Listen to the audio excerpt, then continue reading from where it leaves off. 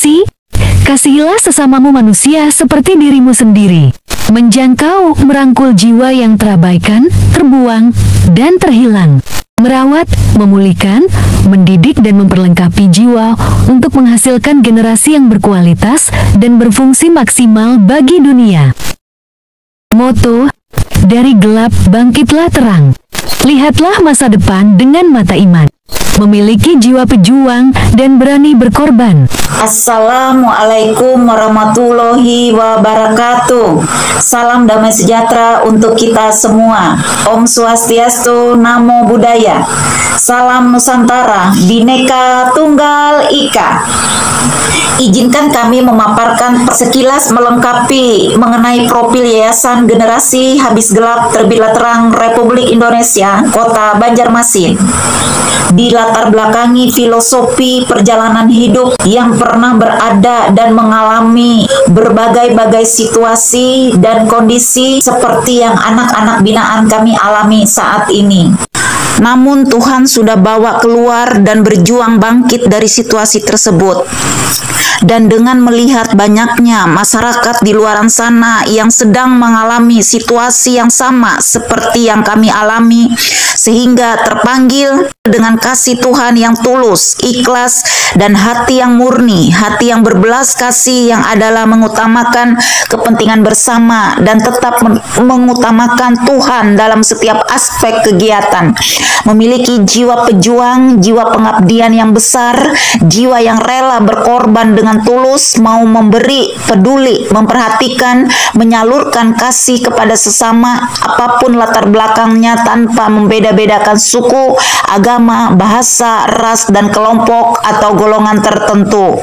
Dengan maksud melindungi segenap bangsa Indonesia dan seluruh tumpah darah Indonesia, dan untuk memajukan kesejahteraan umum, sejahtera secara lahir dan batin, masyarakat yang sehat jasmani dan rohani, cerdas dalam berpikir dan bertindak, yang dipenuhi dengan hati yang takwa kepada Tuhan, yang adalah untuk mewujudkan tujuan negara sesuai Pancasila dan Undang-Undang Dasar 1945.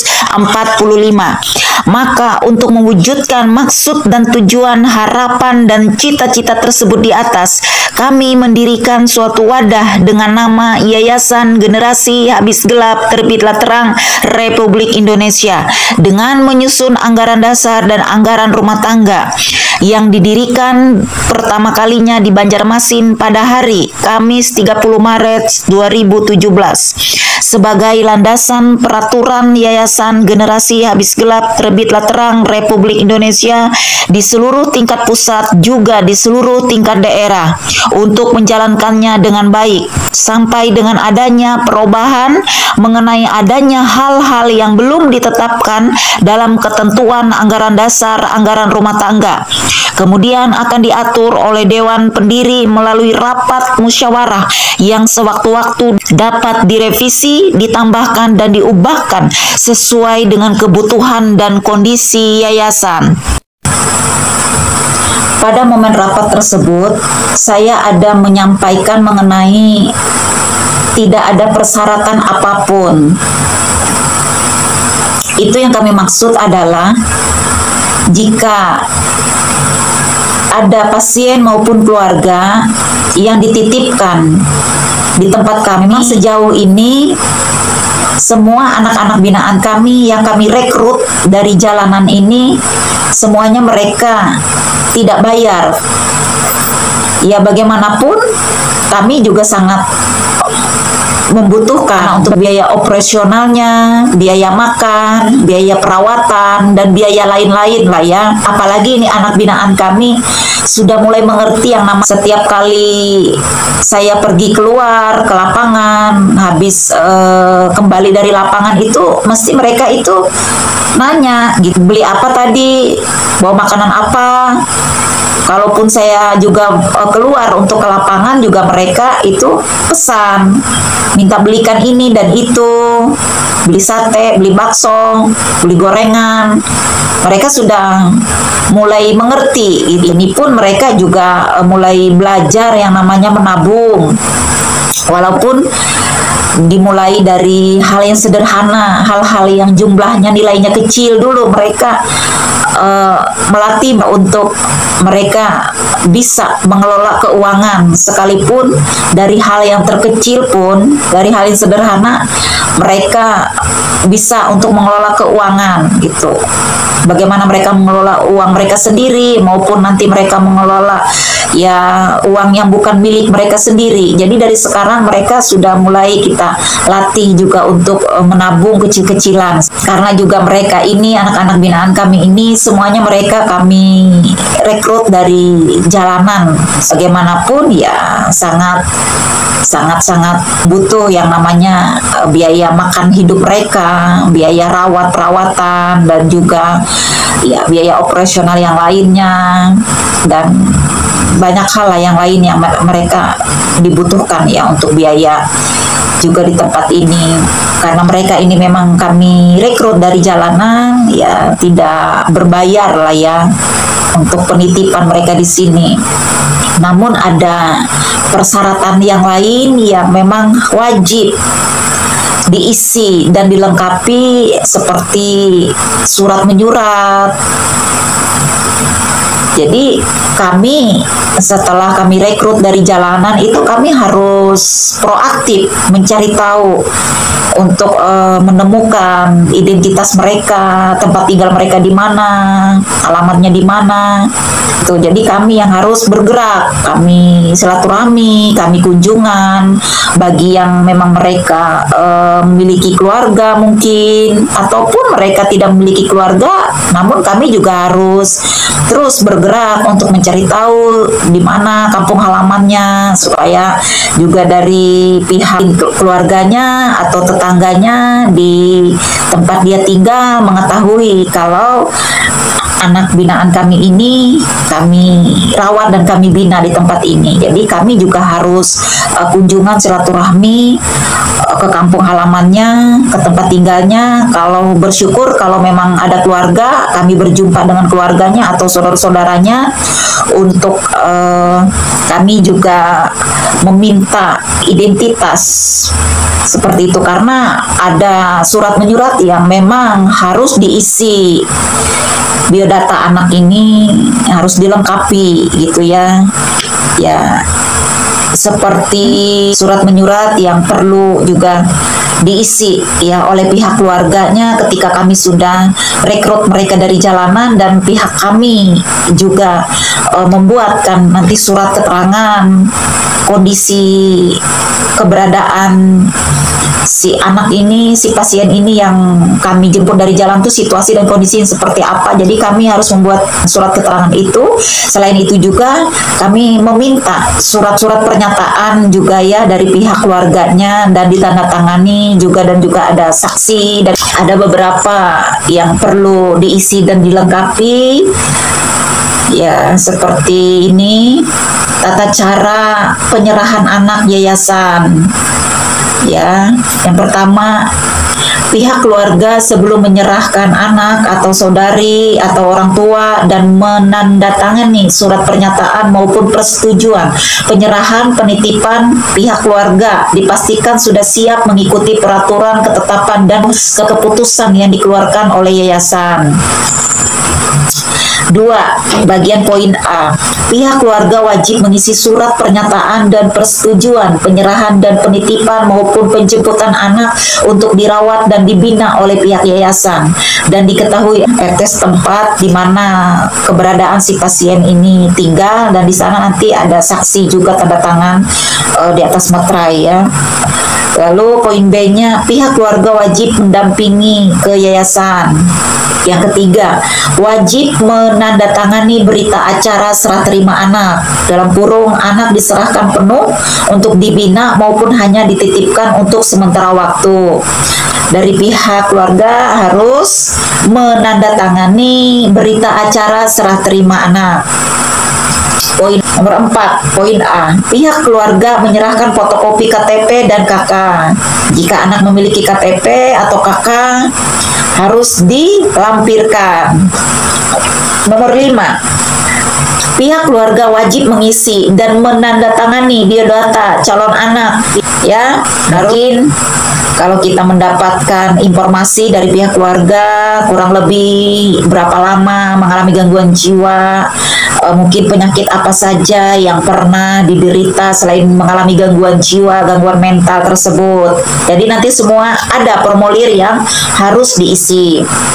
Pihak keluarga wajib melampirkan surat pernyataan menyetujui penjemputan anak. Ya, jika anak ini dijemput langsung dari tempat kediaman anak, ada surat pernyataan yang harus ditandatangani. Kalaupun juga kami yang memang menjemput dari lapangan, dari jalan, kami juga harus membuat surat keterangan dan ada surat persetujuan yang harus diisi oleh pihak keluarga. Kenapa?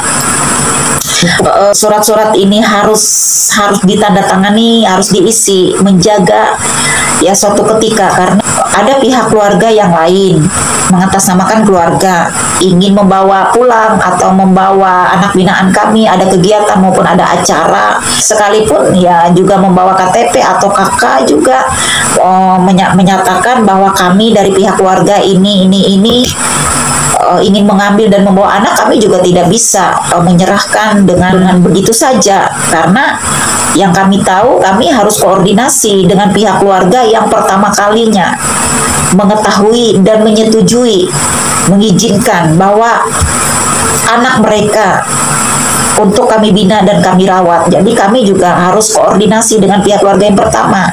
Walaupun ada keluarga yang lain datang mengatasnamakan kami keluarganya, kami dari keluarganya, kami ingin membawa karena ada acara ini dan itu, bawa pulang, kami juga tidak bisa untuk menyerahkan begitu saja. Kalaupun kami menyerahkan, ya ada surat yang harus dilampirkan dari pihak keluarga yang pertama yang menyerahkan kepada kami, itu harus membuat surat kuasa seperti itu. Lalu nomor 8, pihak keluarga melampirkan surat kuasa jika ada hal-hal yang harus ditandatangani dan mempercayai pihak lain untuk kepengurusan administrasi. Nomor 9, kalaupun ada pihak keluarga yang memang tidak mampu atau miskin, kami pihak yayasan juga harus terjun ke lapangan, kami survei, kami lihat keberadaan situasi tempat kediaman, tempat tinggalnya, apakah memang benar adanya bahwa anak yang kami bina ini keadaannya memang benar-benar miskin, benar-benar tidak mampu, untuk memastikan kondisi orang tua atau keluarganya. Poin B, dari pihak keluarga mengajukan surat pernyataan tidak mampu untuk membayar biaya perawatan maupun untuk biaya makan dan minum selama anak ini kami rawat. Itu harus ada surat miskin, surat tidak mampu. Lalu berikutnya, dan disertakan surat keterangan dari kelurahan, gereja, persekutuan doa, organisasi, yayasan, masjid maupun pesantren yang menyatakan bahwa anak ini benar, pihak keluarganya benar tidak mampu. Ya. Nomor 10, jika orang tua sudah meninggal dunia, harap melampirkan surat keterangan kematian dari kelurahan maupun rumah sakit. Iya. Mungkin kami melengkapi ya mengenai pada momen acara rapat tersebut. Saya ada menyampaikan tidak ada persyaratan apapun. Ya, memang sejauh ini anak-anak yang kami rekrut dari jalanan ini ya mereka tidak berbayar gitu ya. Nomor 14, jika pihak keluarga ingin meminjam atau membawa anak untuk keperluan keluarga maupun untuk dijemput dibawa pulang. Poin A, wajib melampirkan surat pernyataan dan permohonan. Poin B, yayasan tidak berhak menahan anak tersebut dengan persyaratan membawa data-data yang akurat untuk memastikan bahwa anak yang dititipkan adalah benar hubungan keluarga. Poin C, untuk poin B, nah, jadi di poin C ini menjelaskan di poin B tersebut di atas. Untuk poin B di atas, dengan persyaratan ini ditunjukkan dan berlaku kepada pihak keluarga yang pertama kalinya menyerahkan anak kepada pihak yayasan. Ya, Ini berlaku untuk poin B, jika ada pihak keluarga yang ingin menjemput atau meminjam sebentar karena ada keperluan keluarga maupun karena ada acara, pihak yayasan tidak berhak untuk menahan. Itu berlaku untuk poin B. Namun di poin D-nya, jika ada pihak keluarga yang lain mengatasnamakan keluarga dengan anak yang dititipkan serta membawa identitas, pihak yayasan harus koordinasi terlebih dahulu dengan pihak keluarga yang pertama kali dipercayakan untuk menyerahkan anak. Jika ada persetujuan anak untuk diserahkan, harus memberikan surat kuasa. E. Lampirkan KTP dan KK pemohon. F. Lampirkan surat keterangan hubungan keluarga disaksikan oleh RT setempat dan distempel. Jika anak dipinjam dengan alasan ada orang tua atau keluarga yang meninggal akibat sakit maupun kecelakaan, harap dilampirkan surat keterangan dari rumah sakit. Jika anak dipinjam untuk keperluan keluarga, pihak yayasan sewajarnya untuk mendampingi atau tidak mendampingi, ya. Semua kembali kepada kebijakan kita. Kalaupun kita dampingi, ya kita lihat situasi dan kondisinya. Nomor 18, keluar masuknya surat harus disertakan nomor surat, hari, tanggal, bulan, dan tahun.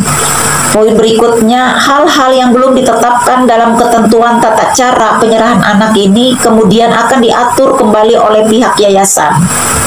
Kalaupun ada hal-hal yang kedepannya, hal yang perlu diubah, direvisi, ditambahkan, kemudian akan diatur kembali oleh pihak yayasan sesuai dengan kebutuhan dan kondisi yayasan. Demikian tata cara ini dibuat agar bisa ditaati dan dipatuhi oleh seluruh pegawai yayasan. Banjarmasin, 30 Maret 2017. Sekilas pemaparan. Lalu ada surat pernyataan yang perlu diisi, surat pernyataan dan persetujuan penyerahan dan penitipan anak. Berita acara serah terima anak. Lalu biodata calon anak yayasan. Jadi harus mengisi biodata, nama lengkap, usia, jenis kelamin, agama, kepercayaan. Lalu di sini ada lama sakit, apakah pernah dirawat di rumah sakit, berapa lama mengalami gangguan mental, pekerjaan orang tua, wali. Jadi wajib diisi ya. Catatan bahwa dilampirkan fotokopi KTP Bapak, Ibu atau wali. Jika pihak orang tua atau wali kurang mampu atau tidak mampu, miskin, harap melampirkan surat pernyataan tidak mampu dan disertakan surat keterangan dari kelurahan. Jika dari pihak orang tua, wali, gereja, organisasi, yayasan terpanggil untuk memberikan bantuan kontribusi semampunya dengan sukarela, kami dari pihak yayasan menerima dengan senang hati.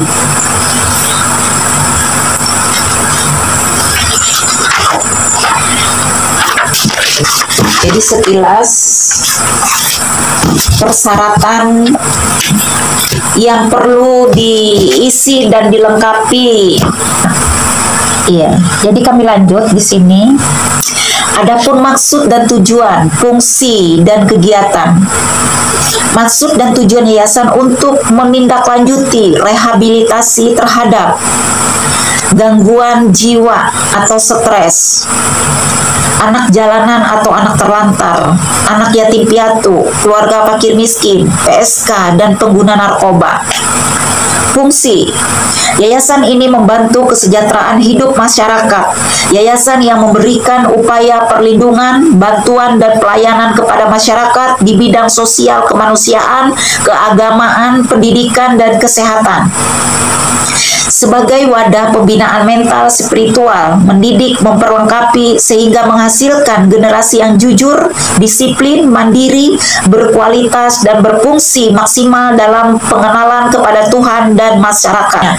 Membangkitkan generasi dari kegelapan menjadi terang, mengembalikan generasi kepada rancangan semula untuk memiliki kodrat ilahi.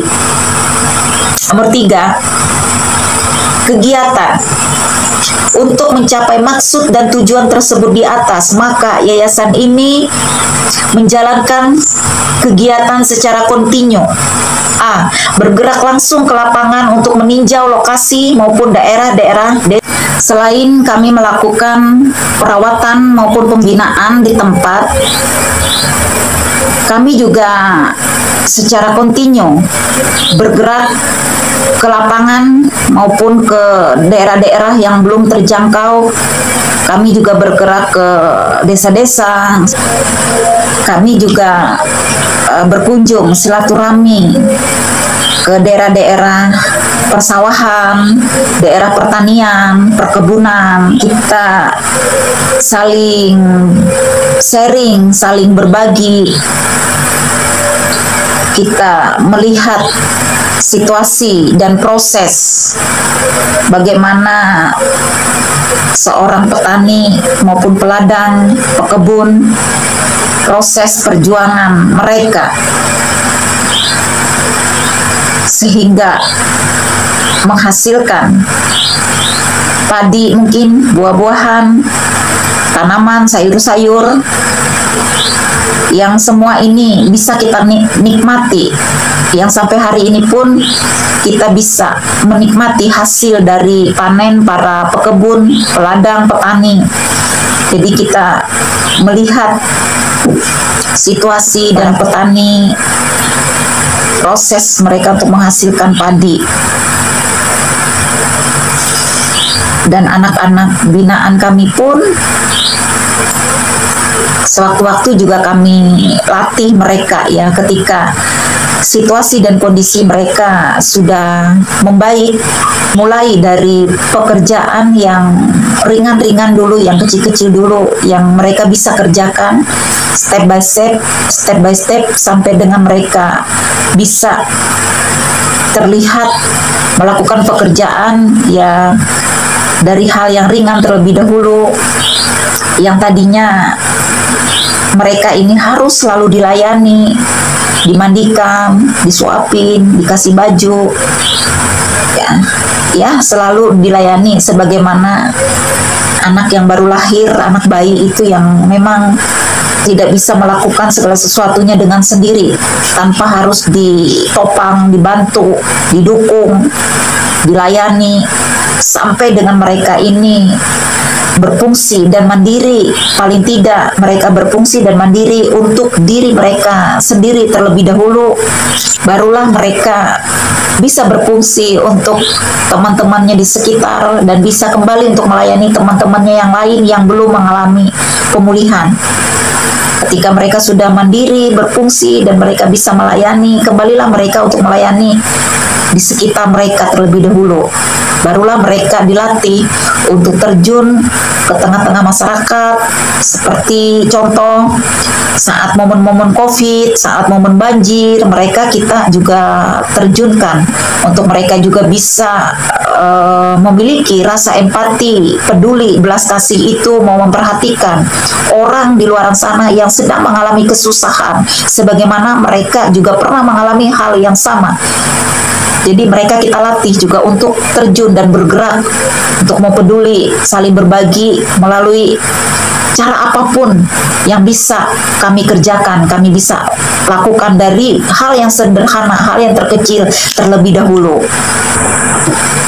Ya, sampai dengan mereka bisa melakukan aktivitas mereka sehari-hari. Paling tidak mungkin setelah mereka makan, selesai makan, mereka bisa mencuci piring mereka sendiri, mereka bisa mencuci pakaian mereka sendiri, ya, mereka bisa mengambil nasi untuk mereka sendiri. Jadi tidak selalu harus terus dilayani. Sampai mereka mandiri, berfungsi, mereka bisa melayani teman-temannya yang lain. Ya, kita latih terus dari kegiatan, dimulai dari kegiatan yang ringan, ya, kegiatan sehari-hari, cara mandi yang baik seperti apa, cara menggunakan sabun yang baik supaya tidak boros, supaya tetap hemat, sekalipun mungkin punya uang banyak maupun punya uang sedikit, mereka tetap bisa mengelola cara menggunakan air yang baik, cara menggunakan sabun yang baik, seperti itu, cara makan yang baik supaya biji nasi 1 biji, 2 biji itu tidak jatuh ke lantai, tidak berhamburan. Itu pun mereka harus dilatih setiap hari. sehingga mereka bisa mengikuti, ya, dan mereka bisa menerapkan, mereka bisa mempraktekkan itu sampai dengan mereka bisa membaca, mereka bisa menulis, mereka bisa menyanyi, mereka bisa cuci pakaian mereka, cuci pakaian teman-temannya. Bahkan juga kami terjunkan mereka untuk ikut pergi ke sawah mencari, ya, lauk pauk ketika kami dalam situasi krisis keuangan kami tidak memiliki lauk pauk, sayur mayur, ikan. Kami juga pergi mancing dan ajak mereka juga pergi ke sawah. Kita ajak mereka juga pergi ke sawah, kita juga sambil memantau, sambil mendampingi, sambil menjaga mereka juga. Ya, kami mencari ikan, kami mencari makanan untuk kasih makan ikan di dalam keramba. Itu karena kalau terus-terusan juga harus membeli ikan ke pasar, sementara keuangan kami juga, ya, kadang-kadang kami juga krisis keuangan, jadi kami harus juga melatih mereka harus memelihara ikan. Kalau mau ambil ikan, kita ambil dari keramba kita dan tidak selalu membeli. Kita ajak mereka juga untuk sama-sama membuat keramba ikan, tempat pelihara ikan, cari makanannya ikan ke sawah juga, dan kami juga mencari sayur kampung, memetik sayur kangkung juga ke sawah. Jadi mereka juga harus terus kita latih seperti itu, supaya apa? Supaya di saat mereka sudah mengalami pemulihan dan mereka bisa bekerja maupun bekerja mungkin di tempat orang di luar sana, tidak selamanya juga terus-terusan di sini, mungkin mereka kembali ke kalangan keluarganya. Mereka tidak menjadi orang yang sombong. Karena apa? Mereka sudah pernah yang namanya merasakan hidup susah itu seperti apa. Walaupun mereka mungkin memiliki keuangan banyak, namun mereka juga bisa bijak mengelola keuangan, mungkin harta, benda yang ada pada mereka. Mereka selalu tetap menjadi gaya hidup dan memiliki pola hidup yang sama. Ketika mereka juga mungkin diberkati, diberi rezeki oleh Tuhan yang melimpah, mereka juga tetap memiliki pola hidup dan gaya hidup yang sama. Cara penerapan mereka seperti itu. Walaupun dia banyak keuangan maupun sedikit keuangan, dia tetap mengelolanya dengan sebaik-baik mungkin, semuanya untuk kemuliaan bagi nama Tuhan. Apapun yang mereka kerjakan, semua yang dikerjakan, ya, semua untuk menyenangkan hati Tuhan, untuk melayani Tuhan. Sekalipun dari hal yang sederhana, hal yang terkecil pun yang mereka kerjakan, yaitu mereka lakukan seperti untuk Tuhan. Walaupun orang manusia tidak melihat apa yang mereka kerjakan, namun mereka melakukannya itu, ya, seperti itu Tuhan. Karena itulah dikatakan ibadah, dan itu yang dikatakan ucapan syukur, dan itulah yang dikatakan doa mereka di hadapan Tuhan. Jadi kita selain juga kita melatih mereka untuk melakukan kegiatan aktivitas sehari-hari dari hal yang ringan, step by step sampai yang sudah kita lihat menurutnya mereka mampu, mereka harus kerjakan itu, ya, mereka juga harus dididik atau dibangkitkan pengalaman spiritualnya, secara supranaturalnya, spiritualnya juga harus yang utama, ya, yang dari dalam itu yang harus dipulihkan, sehingga yang di luar itu adalah bonus, yang di luar itu adalah menyusul pemulihannya sesuai dengan waktunya Tuhan, indah pada waktu Tuhan, dan juga semuanya itu kita kembalikan sesuai dengan kedaulatannya Tuhan, karena semua yang menentukan adalah Tuhan yang menentukannya. Ya, kita hanya mengerjakan dan melakukannya apa yang kita bisa sesuai dengan porsi bagian kita. Ya, kerjakanlah itu seperti untuk Tuhan, walaupun orang tidak melihat hal itu. Kerjakan karena itu suatu ibadah.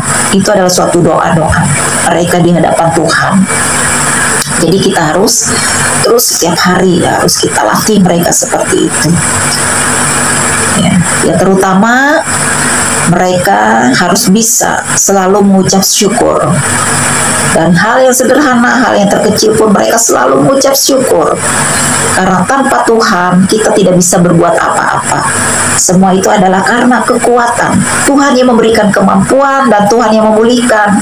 Kita tidak bisa membatasi kuasa Tuhan, tidak bisa membatasi maunya dan rencananya Tuhan. Ya, semua kita kembalikan, biarkan Tuhan yang bekerja. kita hanya sebagai perantara, kita hanya melakukan apa yang menjadi bagian kita yang bisa kita kerjakan sesuai dengan porsi. Selain juga momen-momen COVID, momen-momen banjir, dan juga sewaktu-waktu juga kami turun ke lapangan untuk membagikan nasi kotak di jalan-jalan, yaitu jumpa dengan para tukang parkir, para pemulung, tukang beca, ya tukang sampah, semua kalangan masyarakat yang kita jumpai ya. Sekalipun mungkin kami juga tidak membagi-bagikan, tidak sempat untuk membagi-bagikan makanan, nasi kotak di lapangan, di jalan-jalan itu, ya kami juga sharing untuk saling berbagi, menguatkan. Mungkin juga apa yang tidak ada pada kami ketika kami bertemu, jika kami berjumpa, berinteraksi dengan orang-orang yang baru di luar sana, ada banyak hal, pengalaman-pengalaman yang baru yang kami dapatkan, yang kami temukan. Apa yang tidak ada pada kami, dan mereka memiliki itu juga, mereka bisa untuk melengkapi kami juga gitu. Jadi saling melengkapi, saling menguatkan, ya saling berbagi. Jadi kita juga harus memiliki sikap hati, sikap kerendahan hati itu, berjiwa besar untuk kita mau ya menerima, mau diam dan mendengarkan orang lain. Namun ketika kami berjumpa, berinteraksi dengan orang-orang yang baru di luar sana, ada banyak hal yang kami temukan, hal-hal yang baru yang tidak ada pada kami, dan itu bisa untuk melengkapi kami. Jadi ketika kita bertemu hal-hal seperti itu, ya kita dengan berbesar hati, ya kita diam dan kita mau mendengar dan kita mau menerima itu. Jadi kalaupun itu memang ada hal-hal yang berbeda pendapat, mungkin berbeda pemahaman, ya lebih baik kita diam, nggak perlu kita lalu mendebat itu ya, itu lalu ngotot karena kita merasa sepertinya kurang pas nih apa yang dia sampaikan, sesuatu yang aneh, apa yang kita bicarakan lain yang dia tanggapi, lalulah kita mengeluarkan statement-statement yang mendebat itu gitu, sehingga terjadilah ngotot-ngototan, debat-debatan, tuding-tudingan. Jadi ya kami tidak perlu itu, kami tidak suka yang mengeluarkan otot. Lebih baik kita berbesar hati, berjiwa besar, dengan rendah hati, ya kita lebih baik diam, mendengar dan menerima, seperti itu. Mungkin juga ada bagian-bagiannya, ada bagian yang memang kita tidak pahami, yang memang mungkin itu hal yang baru bagi kita.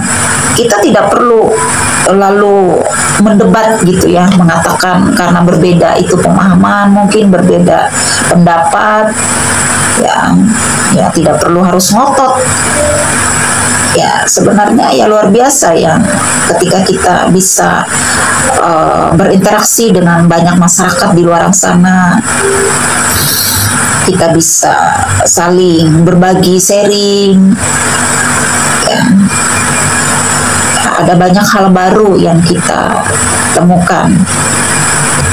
Intinya semua yang kita kerjakan, yang kita lakukan, berjumpa dengan siapapun, berinteraksi dengan siapapun itu, apapun yang kita kerjakan, semuanya untuk Tuhan. Kerjakanlah itu seperti untuk Tuhan dan memuliakan Tuhan dengan ucapan syukur, karena itu suatu ibadah. Ya. B. Mengadakan kunjungan dan silaturahmi. Kami menyampaikan pada momen rapat tersebut, selama kami membina maupun merawat anak-anak binaan kami ini belum menggunakan obat medis, ya, namun ya realitanya, situasinya, dan hasilnya saat ini ya mereka sudah semua kembali pulih. Bahkan mereka saat ini sudah bisa beraktivitas dan sudah bisa melayani teman-temannya yang belum pulih. Jadi mereka yang sudah bisa melayani, kembalilah mereka melayani temannya yang belum bisa apa-apa.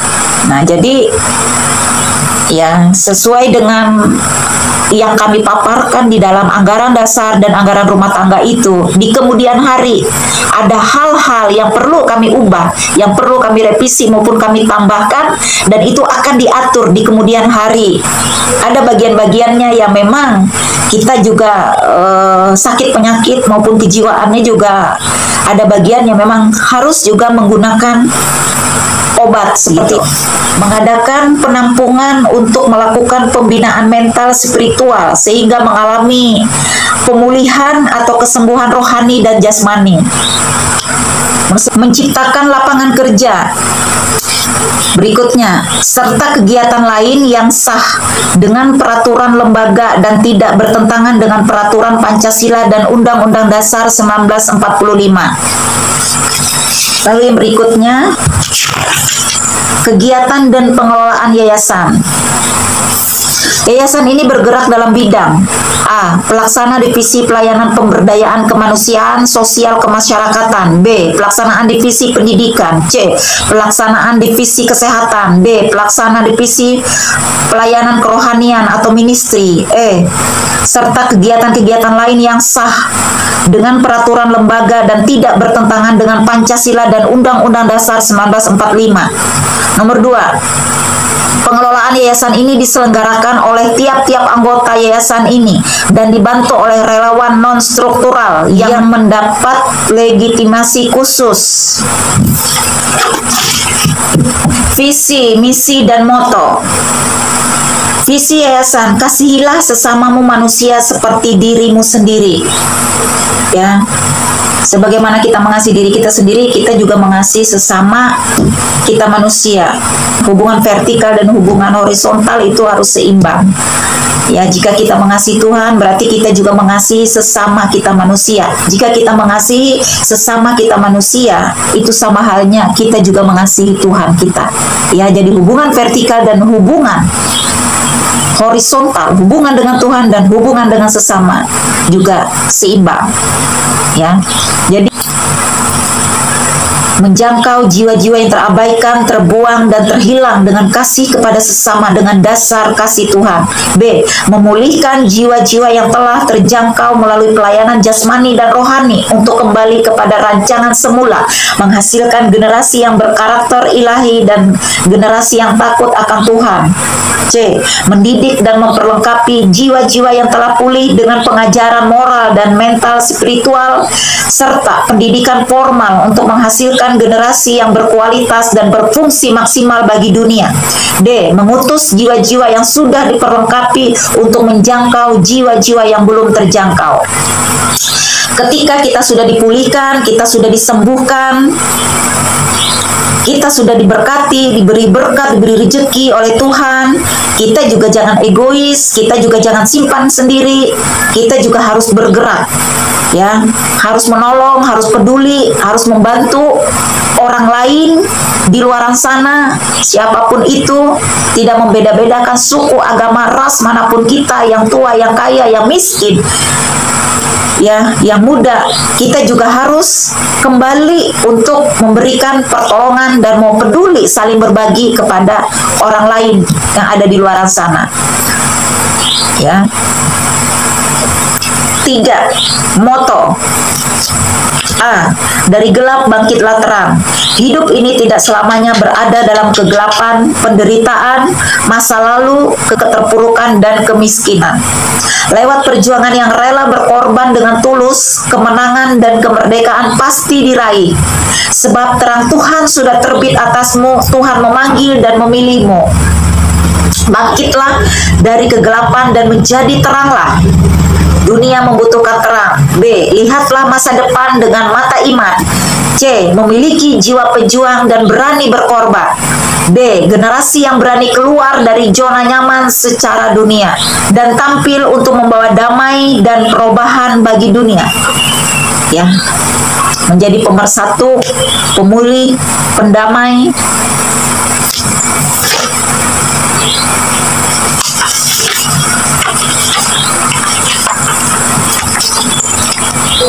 Mungkin hanya ini dulu sekilas pemaparan mengenai profil Yayasan Generasi Hadis Gelap Terbitlah Terang Republik Indonesia, sampai dengan adanya perubahan mengenai adanya hal-hal yang belum diatur, hal-hal yang belum ditetapkan dalam ketentuan anggaran dasar dan anggaran rumah tangga, kemudian akan diatur oleh Dewan Pendiri melalui rapat musyawarah yang sewaktu-waktu dapat direvisi, ditambahkan dan diubahkan sesuai dengan kebutuhan dan kondisi yayasan.